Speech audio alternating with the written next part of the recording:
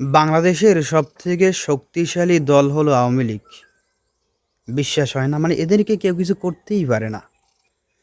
৫ তারিখের পর মনে করছি দেশে কয়েক লক্ষ আওয়ামী লীগ মরবে। কিন্তু ছাতাও হয় নাই। ছাতাও হয় নাই যে একটা সত্য কথা। কারণ একটা দেশ অভ্যুত্থান হলে যেরকম ঘর করা কিছু হয় নাই।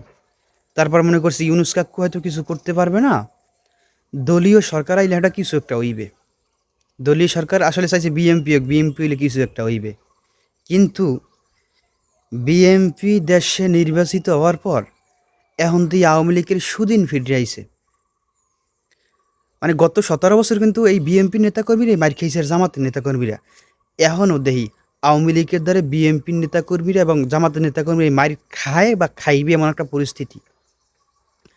আর কবে জানি কালকে মনে হয় একটা এক জায়গায় দেখলাম যে ৪ জন বিএমপি নেতাকর্মীকে আওয়ামী লীগ কোপাইছে।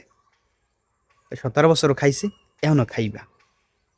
এইটাই হলো আওয়ামী লীগ। আর তোমরা ফালাইয়েই গেছো আর ফালাইবাই। যেখানে বিএনপি আর জামাত এখন তারা নিজেরা মারামারি করে। আওয়ামী লীগ আছে বিশাল সুখে। এদের মতো সুখী ব্যক্তি দুর্নাইতের কেউ নাই। মানে এদেরকে কেউ কিছু কওয়ারও নাই। মন মতো এখন তারা অফিস খুলতেছে। ভাই একটা কথা শোনেন, আওয়ামী লীগ এরা হলো প্রতিশোধ পরায়ণ। এরা যেই দিন দেশে ফিরবে, নিজের ভাই যদি বিএনপি বা জামাত করতে তাকেও হত্যা করবে। আওয়ামী লীগ হলো এমন একটা জাতি, নিজের বাপ ভাই যেই দল করে ওই তাকেও হত্যা করবে। কারণ করছে কেন? আওয়ামী লীগ হলো এরকম ভাই, কেউ রে ছাড় দেবে না। এরা হলো প্রতিশোধ পরায়ণ, এরা রিভেঞ্জ নেবেই।